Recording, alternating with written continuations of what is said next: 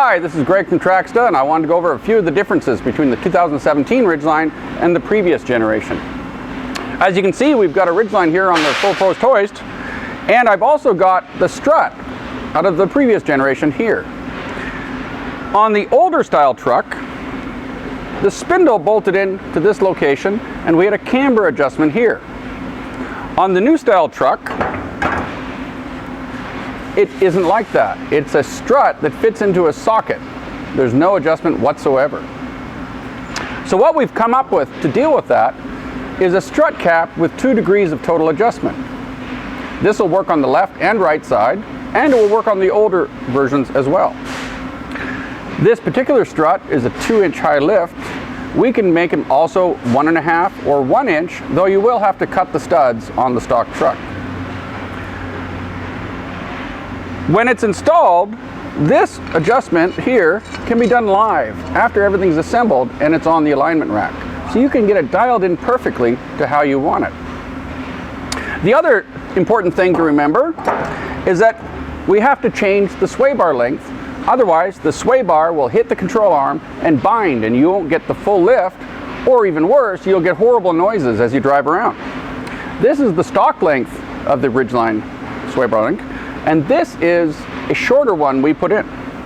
As you can see, it's significantly different.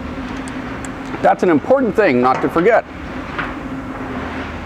Lastly, when putting the full 2-inch kit, you'll find that the axle distends and contacts a suspension mount bolt. So we provide you with spacers to make sure you don't get a squeak or a vibration from that. Go. All right, here we're looking at the front spindle area of the 2017 Ridgeline. And as you can see here, it's a strut going into a socket onto the spindle here. And how this is different than the last truck is, as I showed you on the part previously, the other system had the ability for the part to come together from the side. Now, since we have to come in through the top, this gives us the need for this to come down an extra 3 inches compared to the old Ridgeline. And so that's why we've updated the installation instructions. One thing that hasn't changed from the old truck is you need to be careful with these CV boots. If you're a little rough in handling them, you'll tear them and spread grease all over. This is a sharp edge here, and it can easily cut that CV boot, so be cautious. So here we are at the back of the 17 Ridgeline, and one of the major changes on it is they reconfigured the rear strut a little bit. They changed the bolt pattern of the mount, and they made it a little bit shorter. Here I've got the mount from the 17 Ridgeline. The older truck was symmetrical. As you can see, this is asymmetrical. There's a right and a left. We didn't want to make 3 parts to cover all the variations of the Ridgeline, so we came up with this innovative new split kit design.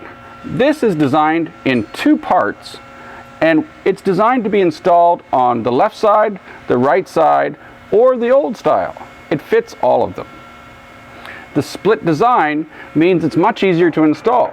You simply disconnect the strut at the top, loosen this, loosen some subframe bolts, this slides right in, and you bolt everything back up. We've probably eliminated an hour of work compared to the old kit. I'm sure you'll like that. So you may have to adjust camber on the rear here. There is an available camber kit adjustment for it, and it'll be very easy to get everything back in spec and driving straight.